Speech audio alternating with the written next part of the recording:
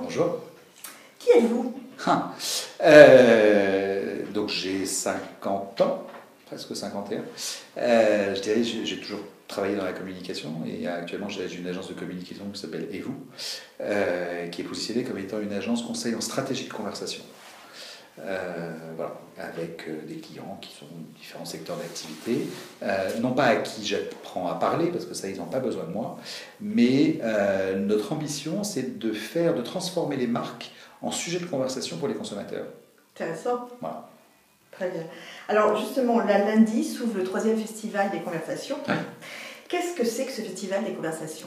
Alors, c'est de redonner envie aux gens de faire quelque chose qui est naturel normalement, qu'on devrait tous faire tous les jours, consiste à se parler. Or, on se rend compte que depuis un certain nombre d'années, on a tendance à avoir oublié de faire quelque chose qui est basique, qui est essentiel, qui est presque vital, autant que de respirer, qui consiste à se parler.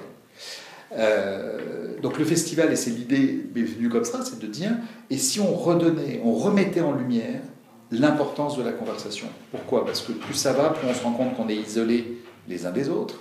Plus ça va, plus on se rend compte que non seulement on est isolés les uns des autres, mais que du coup on ne connaît pas les autres, on ne va plus vers les autres, et on se renferme. Et quand on se renferme, on s'isole, et bien on crée de plus en plus ces espèces de ghettos verticaux qu'on connaît aujourd'hui, et qui sont, à mon sens, assez dangereux. Or, 5 minutes de conversation, c'est prendre le risque d'aller découvrir l'autre. Pas forcément être d'accord, mais d'aller entendre son point de vue, d'être prêt à écouter ce que l'autre a à me dire. Quelle que soit la forme de la conversation, ça peut être ce qu'on fait là, mais ça peut être aussi une conversation qui peut se passer. Aujourd'hui, on a la chance de pouvoir avoir des supports de conversation ou des espaces de conversation qui sont démultipliés par rapport à ce qu'on a pu connaître quand on a commencé à travailler ou ce que connaissaient nos parents ou nos grands-parents. Vous pensez qu'il était utile de faire un festival pour ça? Je pense toujours d'ailleurs qu'il est utile de remettre en avant certaines évidences aujourd'hui. Regardez le succès par exemple de la fête des voisins. Un truc qui est d'une évidence il y a quelques années, ne serait jamais venu à l'idée à qui que ce soit d'organiser une fête où on se mettait les uns à côté des autres pour parler avec des gens qui sont dans le même immeuble. Oui, je crois que du coup ça a du bon de temps en temps de se poser sur certaines évidences et de prendre simplement le recul de se dire c'est naturel, c'est évident, et si on le faisait. Et si ça me permet de pouvoir avoir des gens qui, une fois par an, vont vers les autres, et à l'issue du festival, ou de la mise en lumière de la conversation qu'on fait pendant le festival, se disent « Ah ouais, c'est vrai que je pourrais dire bonjour quand je suis dans un ascenseur de mon immeuble de bureau, je pourrais dire bonjour quand je croise quelqu'un, etc. » C'est pas mal. Alors, vous militez pour des conversations retrouvées et réinventées, on l'a bien compris. Pensez-vous que nous perdons le sens de la conversation à notre époque? Oui, comme le sens de beaucoup de choses qui sont des choses du sens humain. C'est-à-dire que on perd le sens des conversations parce que on connaît une mutation technologique qui fait qu'arrive sur nous en même temps, en l'espace de 10 ans, regardez, la création de Twitter, c'est 10 ans, arrivent plein d'outils qui viennent se superposer les uns aux autres et qui font qu'aujourd'hui, on est débordé et qu'on ne sait plus s'en servir. Donc, on perd le sens de la conversation. Peu importe la façon dont on va converser, peu importe l'outil de conversation qu'on va prendre, ce qui est certain en revanche, c'est qu'il faut qu'on réapprenne à d'abord s'approprier ces outils, pour en faire des outils et pas des moyens de nous esclavagiser.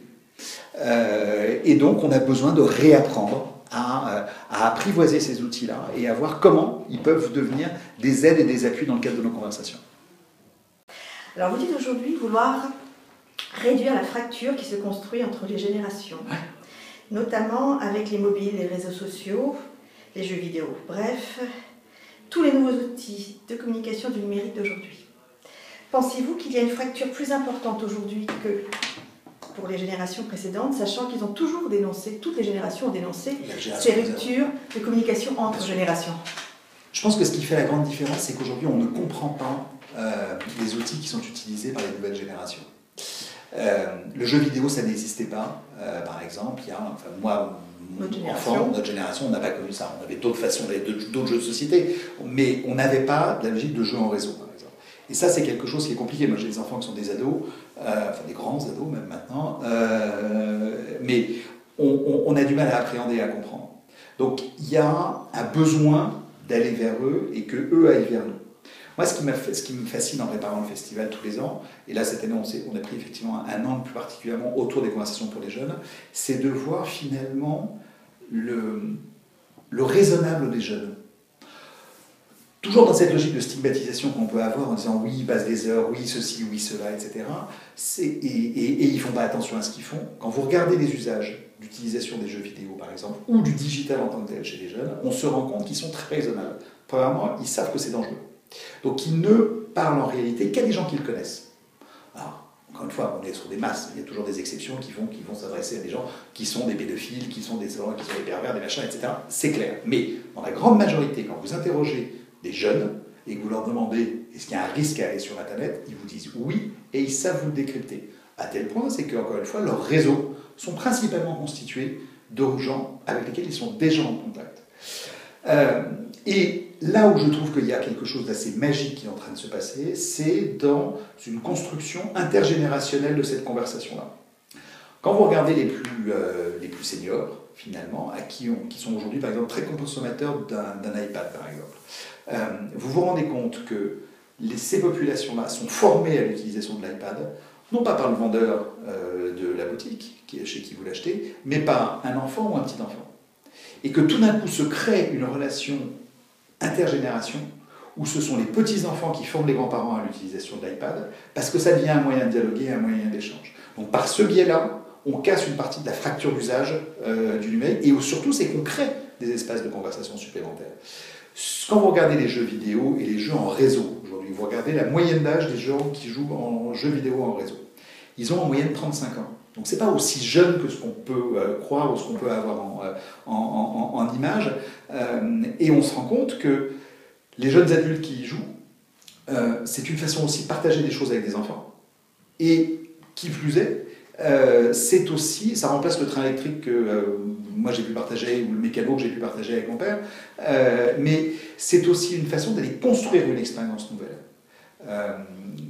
Quand vous regardez le comportement qu'ont les gens qui jouent sur des jeux vidéo en réseau aujourd'hui, donc ils se retrouvent par communauté, ils se retrouvent par centre d'intérêt, et puis, tout d'un coup, ils éprouvent le besoin de se retrouver physiquement. Et pas uniquement de se retrouver physiquement pour se dire bah tiens, on est ensemble, etc., et on va reparler du jeu vidéo, mais à partir de ce point de départ qu'est le jeu vidéo, ils vont se créer, se nouer des cercles, et du coup des sujets de conversation complémentaires.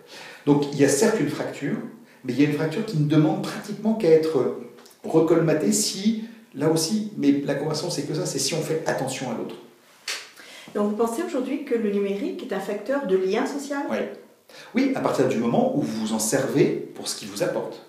Et que encore une fois, je reprends le terme d'esclavagisation tout à l'heure, c'est-à-dire que si on se départit de ce qu'il nous apporte de négatif, mais c'est un facteur social important, parce qu'il vous ouvre sur d'autres choses. À partir du moment où il n'est pas aussi le seul élément qui vous permet de dialoguer et d'échanger. Si vous reposez une conversation, une relation uniquement sur des échanges de SMS, c'est factice. Pour la raison simple, c'est que vous pouvez dire ce que vous voulez quand vous avez la distance de l'écran qui fait que vous ne savez pas qui vous avez en face de vous.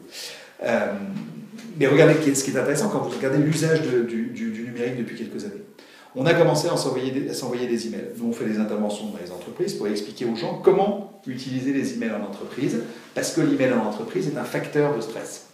Et que c'est surtout un facteur, pour l'esprit des gens, qui est un facteur de complexité. Vous dites des choses par email que vous ne diriez pas si vous étiez face à face avec la personne, vous l'aviez au téléphone. Puis alors, il y a un autre usage en email qui est assez terrible, c'est la mise en copie des gens. C'est un peu du n'importe quoi. Bref, c'est pas un élément de conversation pour moi l'email. En revanche, et on a vécu un numérique au départ qui n'était pas une façon de converser, qui était une façon de s'isoler. Quand vous regardez ce qui se passe depuis 2-3 ans, on voit apparaître un élément qui est fondamental dans la conversation, c'est l'émotion. C'est-à-dire que quand on se voit là, quand on se parle, on fait passer des choses. Alors d'abord sont arrivés des réseaux numériques qui permettent de joindre l'image, l'instantanéité et la parole, des WhatsApp, des Skype, etc., où vous êtes en face à face avec les gens, même à des milliers de kilomètres. Mais est rentré dans les codes de conversation aujourd'hui, sont rentrés les émoticônes. Et les émoticônes aujourd'hui, c'est une façon de passer une émotion, d'aller expliquer quelque chose.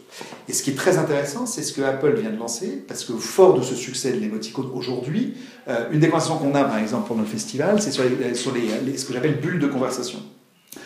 Et pour moi, les bulles de conversation, c'est que ces émoticônes deviennent comme des personnages de BD. C'est-à-dire des espèces de petits héros qu'on peut balancer partout. Et donc Apple vient de lancer des émoticônes ethniques. C'est-à-dire qu'on n'aura pas uniquement des petits personnages tout jaunes avec des bonnes joues, etc. Mais vous aurez des émoticônes black, des émoticônes beurre, des émoticônes russes, etc., etc. Donc on est en train de rentrer aujourd'hui dans quelque chose qui pour moi est une véritable révolution de fond dans notre société, qui est qu'on peut avoir une conversation autre que simplement fondée sur l'oralité, mais qui est une conversation dans laquelle on met de l'écrit, on met de l'instantané et on met de l'émotion. Alors, c'est un pis-aller. C'est-à-dire que ça, encore une fois, je ne suis pas en train de dire qu'il ne faut plus qu'on se parle, bien au contraire.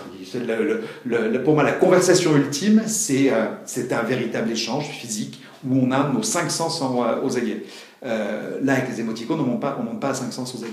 Mais en revanche, on commence à construire des choses un peu différentes. Alors, la conversation, c'est pas simplement que la parole, comme vous disiez à l'instant, c'est aussi la pensée. Ça vient de l'Antiquité. Donc, c'est un échange pour créer des sociétés à hauteur d'homme. Est-ce que vous pensez aujourd'hui que justement, on est dans un concept de conversation à hauteur d'homme? Non, on est beaucoup trop dans l'instantanéité. Ça a été le drame. C'est ce qui a appauvri la conversation sur les 10 dernières années. Peut-être même les 20 dernières années. C'est-à-dire que cette instantanéité a tué la conversation. Vous avez raison, moi, quand on me demande mais qu'est-ce qu'il faut pour faire une bonne conversation, je n'ai pas de recette. En revanche, il faut un état d'esprit. C'est-à-dire que si vous ne vous mettez pas dans l'état d'esprit d'aller converser avec l'autre, c'est une discussion. Avec ce que ça apporte, mais ni plus ni moins. En revanche, une conversation, ça n'a pas besoin d'être une prise de tête. Quand vous interrogez les Français, vous leur demandez quel est votre sujet de conversation préféré. Vous savez ce que c'est? C'est la météo. Et les Français vous disent, moi, mon premier sujet de conversation, c'est la météo. Mais c'est assez intéressant. On a fait une conversation il y a un an et demi, au château de Versailles, sur la météo, justement. Et sur le fait que les grands événements historiques, que ce soit les révolutions, que ce soit les grandes révolutions, ont toujours été précédées par un bouleversement climatique. Parce que ça a été une étincelle en réalité. Parce que, oui, et puis il y a eu, par exemple, avant la Révolution française, il n'y a plus de blé, donc le prix des matières premières a augmenté, les gens avaient faim, et donc sont descendus dans la rue.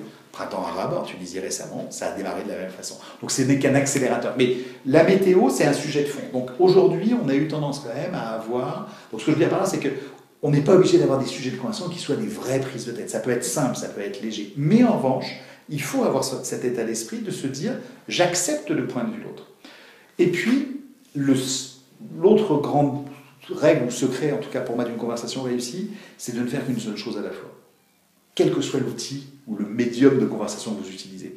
C'est-à-dire que si vous êtes en train d'avoir une conversation avec quelqu'un via WhatsApp ou un SMS, si en même temps vous êtes en train de regarder la télévision, c'est aussi détestable que quand vous dînez en tête-à-tête avec votre mari ou avec vos enfants ou autre, et qu'en même temps vous êtes sur un écran en train de faire autre chose. Donc c'est fondamental. C'est de revenir sur le fait de dire que je ne fais qu'une chose à la fois, et je me concentre et consacre à cette chose-là pour qu'elle soit réussie.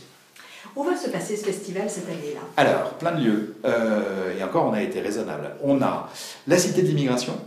On a une conversation donc, qui a lieu mardi à 14h qui s'appelle Bulle de conversation.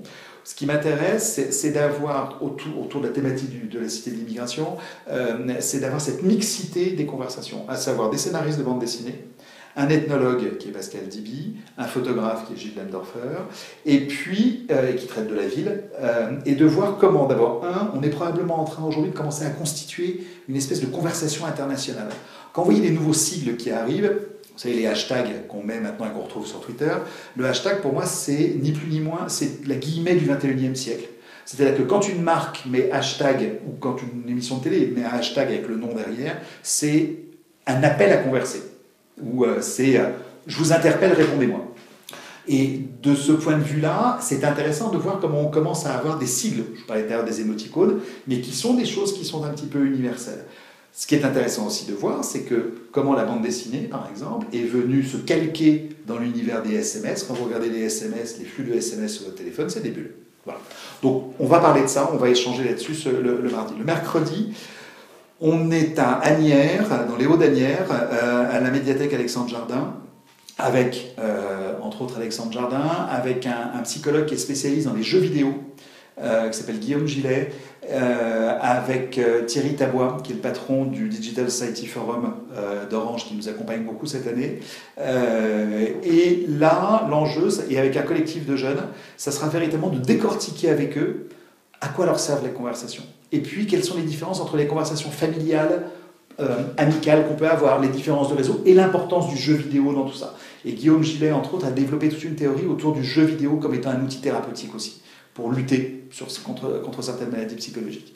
Et puis, le 16, donc la journée de la conversation en tant que telle, on a toute une série de conversations qui se passent à la Gaîté Lyrique, de 9h30 jusqu'à 18h, avec la dernière conversation qui a lieu, alors elle va avoir un truc un peu particulier, parce qu'elle démarre à 16h30, et on fait un duplex avec New York. Alors non pas pour dire qu'on fait un duplex avec New York, mais parce qu'on a passé un accord il y a 1 an maintenant, avec une association new-yorkaise qui s'appelle Free Convo. Free Convo, leur métier, ou leur passion, c'est de descendre dans les rues de New York, Central Park ou autre, avec des canapés, de se poser dans la rue, et d'interpeller les gens, et les gens viennent parler. Alors c'est très amusant parce qu'on a fait ça l'année dernière à Paris, on avait un partenariat avec les Berges, rive gauche, et on a tenté la même expérience. En France, quand vous faites ça, et c'est intéressant aussi d'avoir cette différence culturelle, quand vous faites ça en France, les gens partent en courant, en disant « non, je n'ai pas le temps », etc. Quand ils ressortent de là, ils sont généralement assez contents. Aux États-Unis, vous vous posez avec votre mug de café, de thé, un canapé, les gens viennent. C'est le parking day. Oui, c'est exactement ça.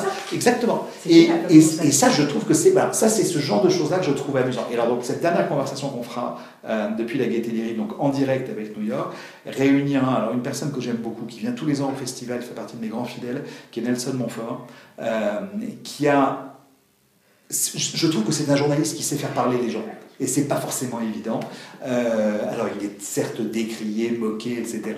Mais c'est quelqu'un qui a une vraie culture de l'autre et une vraie générosité de la conversation.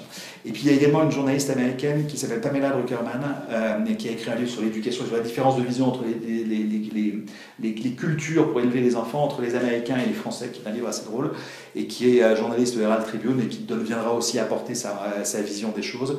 Et puis Emmanuel Godot, qui est un prof de littérature qui fait aussi partie qui a écrit des livres de référence. Exactement, qui a écrit pour moi le livre de référence sur l'histoire de la conversation. Voilà, et puis la conversation qui est sortie l'année dernière. Voilà.